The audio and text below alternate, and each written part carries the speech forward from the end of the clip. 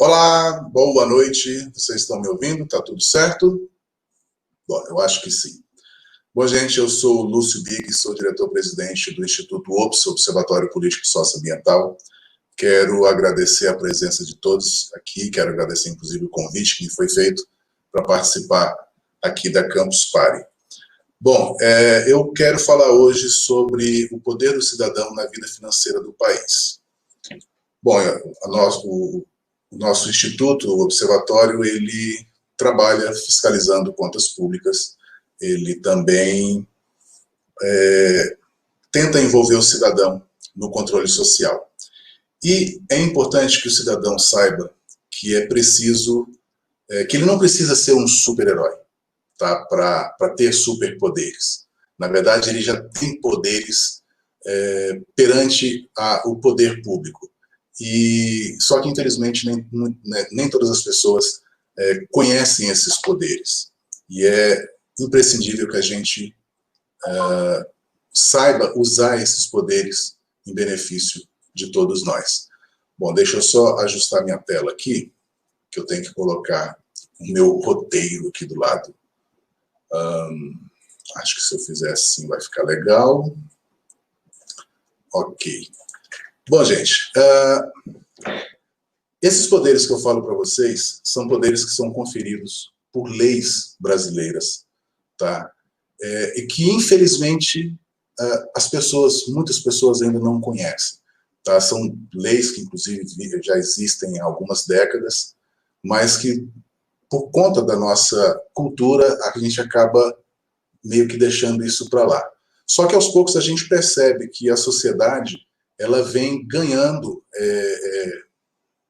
uma vontade de querer conhecer mais, de querer participar mais da vida política brasileira, não falando de política, sendo um político tentando eleição, mas sim, se envolvendo na política, se envolvendo também na fiscalização de gastos públicos.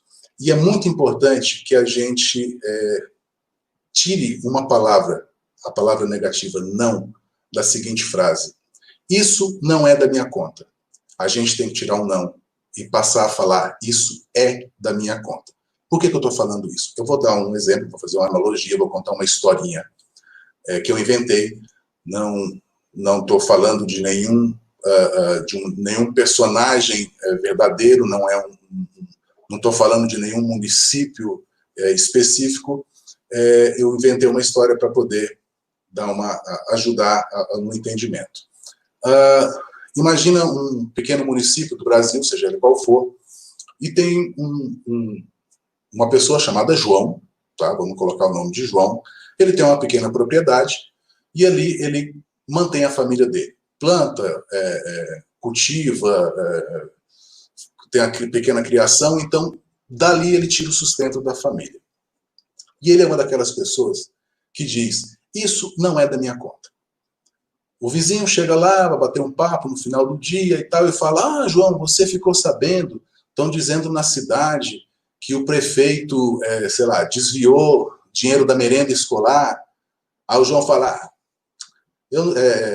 isso não me interessa, sabe? Isso não me importa, ou, exatamente, isso não é da minha conta. Porque eu já me mantenho aqui, minha família, meus filhos levam o lanche para o colégio, então isso não é da minha conta. Outro vizinho chega e fala a mesma coisa, né? O prefeito desviou o dinheiro que ia para o posto de saúde, ou superfaturou as ambulâncias que foram compradas, e ele sempre falando: isso não é da minha conta. Só que, um belo dia, os dois filhos do João foram pescar. Um deles pequenininho, o outro um pouco maior, e chegando lá, um deles é picado, o mais novo é picado por uma cobra venenosa. O mais velho coloca ele no colo e sai correndo para casa. João, quando vê aquilo, já faz os procedimentos que ele aprendeu com o pai dele para estancar, né, para evitar que o veneno percorra o corpo do garoto. Só que ele percebe que não está dando certo, que ele realmente precisa procurar assistência médica. Coloca o garoto no carro e corre para a cidade. Só que roça, né, tem que até chegar na rodovia tem que atravessar uma estrada cheia de buracos, cheia de obstáculos e tal.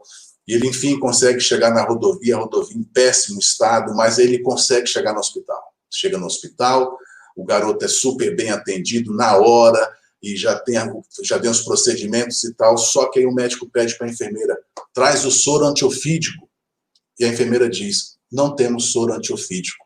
O prefeito disse que não tinha dinheiro para comprar toda a medicação que a gente precisava, todos os medicamentos que a gente precisava. E ali o João viu aquela situação e falou, caramba, meu filho vai morrer, saiu correndo pela cidade, conseguiu numa clínica particular o soro, comprou o soro, enfim, tudo ficou bem com o garoto, tá? Ele recebeu o soro, ele ficou bom, melhorou e tal, só que naquele momento o João percebeu o seguinte, espera aí, o dinheiro que deveria ter comprado o soro que salvaria a vida do meu filho foi desviado pelo gestor público que embolsou esse dinheiro, por exemplo. Ou o dinheiro da merenda, que poderia estar alimentando as crianças, não está sendo utilizado pelas crianças, e sim, sei lá, está construindo o império de algum mau gestor. Então, a partir daquele momento, ele tirou o não do isto não é da minha conta e passou a dizer isto é da minha conta. Bom, gente, quando eu falo dessa necessidade da gente fazer parte, fazer a fiscalização do controle dos gastos públicos, eu posso dizer para vocês que a gente tem respaldo nisso tudo. A Constituição de 1988, essa atual Constituição nossa, ela deu ao cidadão o direito irrevogável de saber tudo que o Estado faz. Inclusive, principalmente, com dinheiro público. Tá? Agora, antes da gente falar de dinheiro público, eu quero dizer mais uma historinha rápida, essa é verdadeira. Tá? Eu sou daqui de Brasília, nascido e criado aqui, moro até hoje aqui em Brasília, e quando eu era adolescente, ali nos anos 1980, eu estudava de manhã, de tarde ia jogar basquete, alguma coisa assim, e de noite eu ia ensaiar, eu tinha uma banda de rock. Bom, e eu sempre ouvi dizer de um tal dinheiro público, né, que o dinheiro público era dinheiro que pago era originado dos impostos. Eu pensava, eu não tenho nada a ver com isso, porque eu não pago imposto de renda. Na minha cabeça, a gente está falando aí de 30 anos atrás, 30 e poucos anos atrás, na minha cabeça, os impostos vinham do imposto de renda. E aí uma pessoa, um grande amigo, depois se tornou um grande amigo, me falou, não, Lúcio, é o seguinte, os impostos, que quando se fala de impostos, não é só imposto de renda, não. Quando você compra um encordoamento para o seu contrabaixo, você está pagando imposto. O imposto já está embutido no preço. Quando você compra um pão, quando você compra o que for, você está pagando imposto. Então é aquela que todo mundo já sabe, você paga um imposto quando você compra um produto e cabe ao lojista, enfim, o empresário, repassar esse dinheiro do imposto que você pagou para o governo. Até a gente viu recentemente o caso do Ricardo Nunes, né, o fundador do Ricardo Eletro, que acabou sendo preso. Segundo o Ministério Público, ele desviou, aliás, ele sonegou 400 milhões de reais ao longo de 10 anos. Então, ele recebia o dinheiro dos clientes, né, os impostos que os clientes pagavam, e ao invés dele repassar para o governo, ficava com ele, de acordo com o Ministério Público. Bom, aí eu comecei a entender que, opa, peraí, se eu estou pagando imposto, esse imposto tem que ir para o governo, e cabe ao governo transformar esse dinheiro em benfeitorias para a gente, para que a gente consiga ter cada vez mais melhores condições de vida, então, peraí, eu acho que realmente eu tenho a ver com essa história. Isso tem a ver comigo, isso é da minha conta.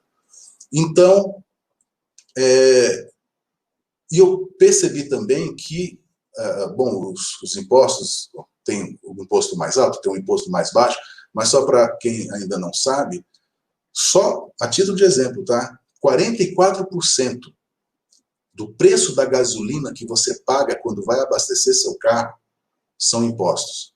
A cada R$ 100 que você coloca de gasolina no seu carro, R$ 44 são impostos.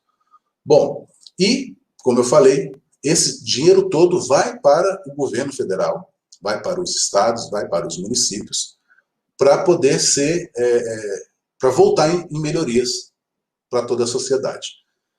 Bom, e a gente tem como fiscalizar esse dinheiro público. Só que para isso a gente precisa de uma coisa chamada transparência. A primeira vez que se falou em transparência, na verdade, de informação, de obter informação, foi logo após a Segunda Guerra Mundial, em 1946.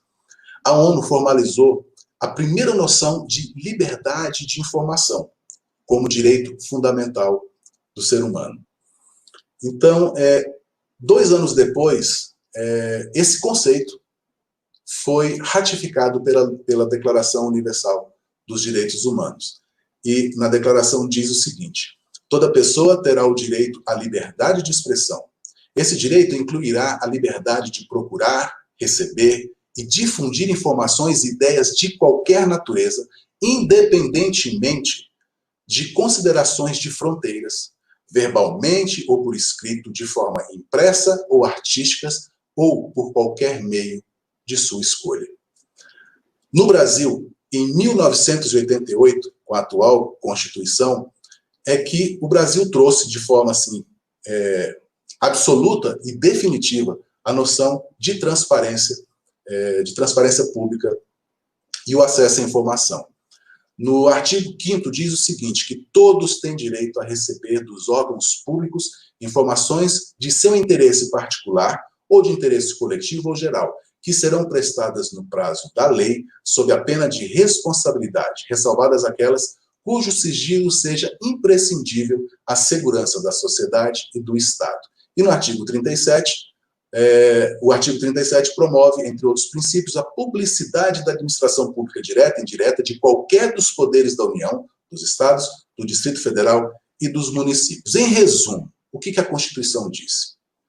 Tudo que é público, que está em poder dos órgãos públicos, o cidadão tem direito a ver, a saber, a conhecer, com exceção daquilo que foi dito, do sigilo, de segurança nacional e tal. Ok, só que é aquela história, né? O Brasil tem aquele karma, né, de lei que não pega, ou de repente lei que não é difundida de tal forma que faça com que o cidadão sinta vontade de saber o que está acontecendo. Só que aí, vendo, né, que essa coisa não estava funcionando direito, de repente foi por causa disso, em 2009 foi promulgada o que se passou a ser chamada de Lei de Transparência. Essa Lei de Transparência ela foi uma espécie assim, de fortificante para aquelas leis da Constituição, que disse o seguinte: o Estado ele não tem apenas que dar a informação, mas ele tem que detalhar essas informações. Porque quando saiu a Constituição, os órgãos começaram ali, aqueles, né, meio assim, aqueles que queriam mesmo, ou tiveram que fazer alguma coisa, eles colocavam lá, sei lá, um exemplo esdrúxulo aqui. Se gastou R$ 1 milhão para comprar café moído para o Congresso Nacional. Um exemplo qualquer, tá? Só que não especificava quantos quilos de café, que tipo de café, quanto tempo ia ser feita a entrega do café. Não tinha nada. Quando veio, em 2009, a Lei de Transparência, já passou a ser obrigado, o órgão passou a ser obrigado a informar. Olha, esse R$ 1 milhão é para tantos quilos de café, para não sei o quê, vai ser usado aqui, vai ser usado ali. Ok, melhorou muito, mas não resolveu.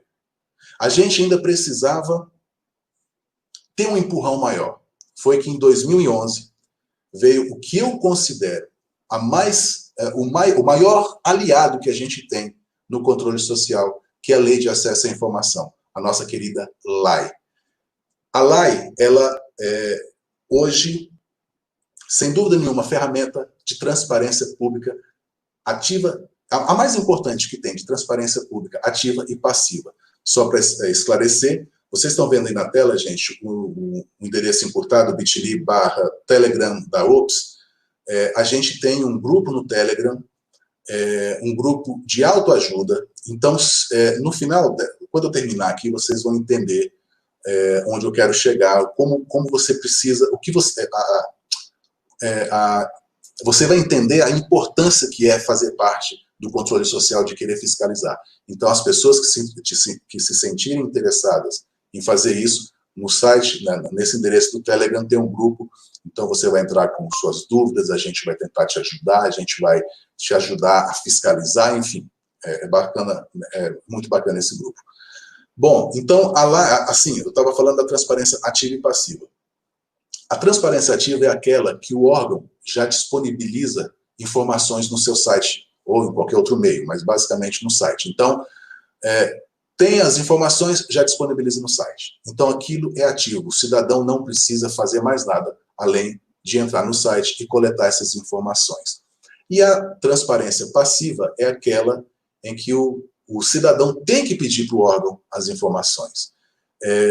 A gente tem que ponderar também que não tem como um órgão disponibilizar todas as informações que ele tem num site, porque até então seria aí uma loucura você encontrar as informações. Então, várias informações hoje são disponibilizadas e aquelas que você não encontrou ali, você pode solicitar. Então, o órgão tem que disponibilizar as informações imediatamente para você. Assim que você faz o pedido, ele tem que liberar para você as informações, desde que ela já esteja pronta.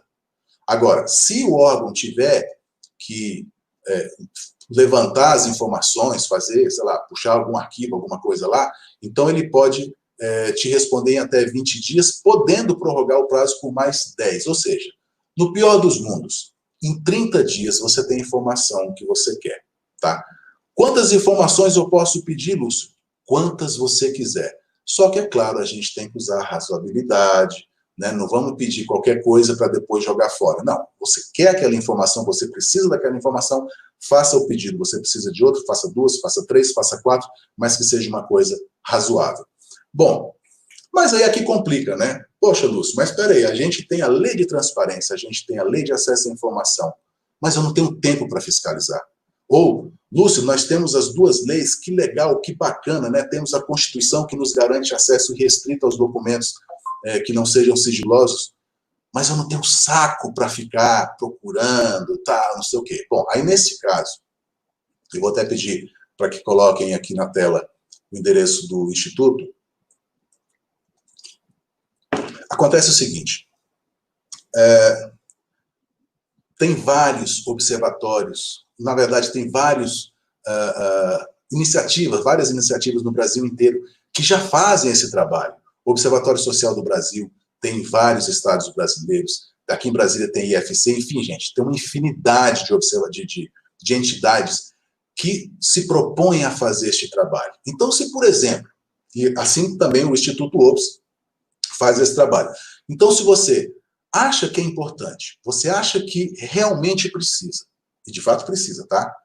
Só que você não tem tempo, você não tem paciência para fazer, ajude essas entidades, sabe, financeiramente, ou divulgando o trabalho deles, enfim, ajude de alguma forma, porque assim você vai estar aumentando o poder de ação dessas entidades. E eu digo a vocês, é muito, mas muito importante que essas entidades atuem.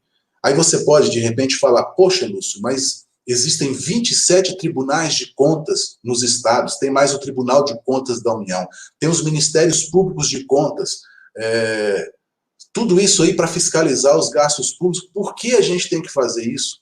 Por que essas entidades têm que fazer isso? Eu digo a vocês o seguinte, gente, são bilhões e bilhões de reais que são gastos por ano num país. E é impossível a gente imaginar que auditores, que procuradores desses órgãos vão conseguir, os técnicos vão conseguir olhar tudo. Não vão. Então é importante que a sociedade faça parte. Lembrando da história do João, porque se já tivesse gente de cima da prefeitura querendo saber como cada centavo estava saindo, provavelmente o João não teria corrido o risco de perder o filho. Então, a gente tem que seguir essa linha, tem que ter esse objetivo. Tá? Eu vou até contar um caso da importância que é você fazer parte. Nossa, gente, meu tempo já está acabando, eu não falei nem a metade. Então eu vou pular esse caso. Bom, deixa eu puxar aqui mais para frente. É o seguinte, o que é o dinheiro público?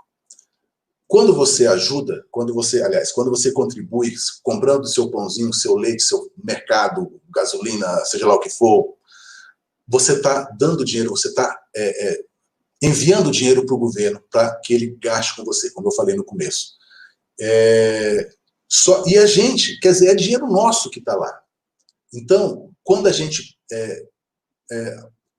como a gente percebe a importância, o poder que o cidadão tem sobre esse dinheiro?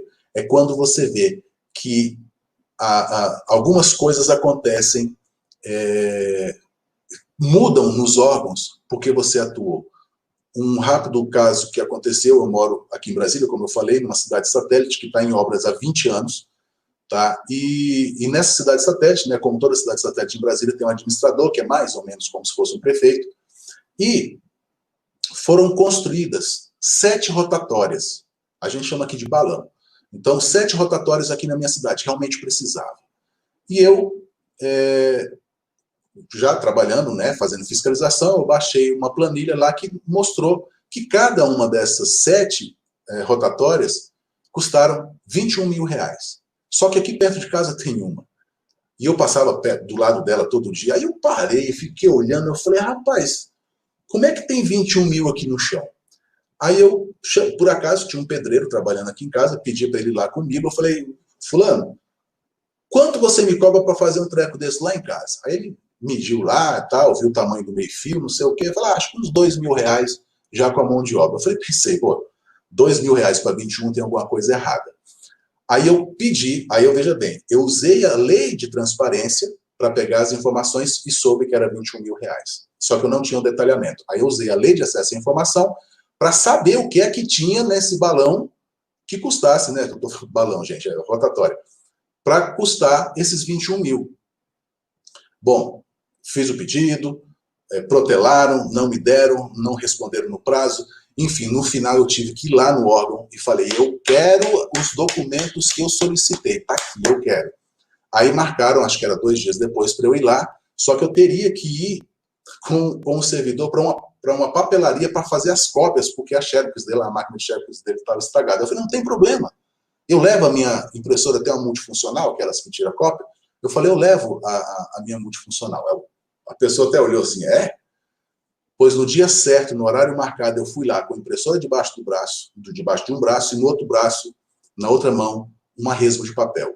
Cheguei lá no órgão, todo mundo olhando para mim, tipo, esse cara é louco. Mas não, eu estava exercendo o meu direito, o meu poder, o poder que o cidadão tem.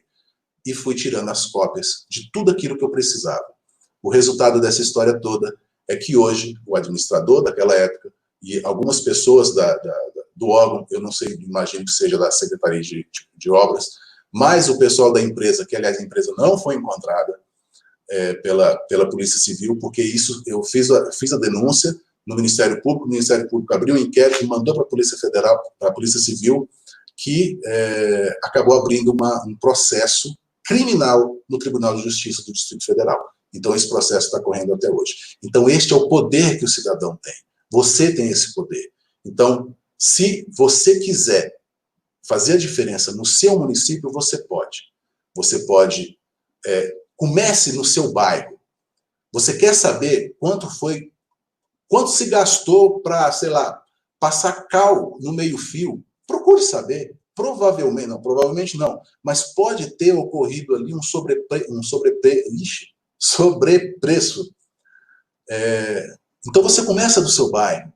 Você começou a entender, você passa para o seu município inteiro, chama seu vizinho, chama seu primo, seu amigo, seu irmão, e trabalhem de 2, trabalhem de 3, trabalhem de 4. Agora, imagina, se a gente tivesse nos 5.570 municípios brasileiros, pessoas fazendo este trabalho. É claro, é utópico, não vai acontecer jamais isso no Brasil, mas vamos imaginar uma quantidade enorme de municípios brasileiros com pessoas fazendo este trabalho. Eu posso dar certeza absoluta a vocês que muitas obras não seriam superfaturadas. Muito dinheiro público deixaria de ser desviado e seria suficiente para comprar aquele soro antiofídico. Bom, gente, eu acho que está acabando aqui. Tem algumas perguntas. Se vocês quiserem me fazer perguntas, posso tentar responder. Tá? Já deu aqui 10h30, acho que está chegando no final. Link no chat. O que é isso? Vamos lá, gente, me ajuda aqui, que eu estou... Ô, Lúcio, desculpa interromper. Eu coloquei os links que você pediu no chat do Instituto Ops, do Telegram, legal. site e tudo mais. Bacana, gente. Então se vocês quiserem mandar uma mensagem para mim por e-mail, tá? O e-mail, lucibig@institutoops.org.br. Se quiserem conhecer o nosso trabalho no Instituto, é institutoops.org.br. Se quiserem fazer parte, façam parte, porque é muito importante, do nosso grupo no Telegram, tá? É um grupo de autoajuda, as pessoas vão, não é negócio de autoajuda, não. São pessoas engajadas em querer fiscalizar. Então, a gente tem pessoas do Brasil inteiro querendo fiscalizar, querendo ajudar, tá bom? Então, gente, eu acho que é isso. Tem alguma pergunta aí, amigo?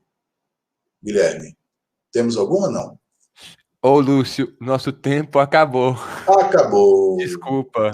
Tudo bem, sem problema. Gostei Gente, muito então, da palestra e até a próxima na campus presencial com mais tempo e a gente troca uma ideia sobre isso. tá, joia. Gente, obrigado, valeu, um grande abraço, boa noite.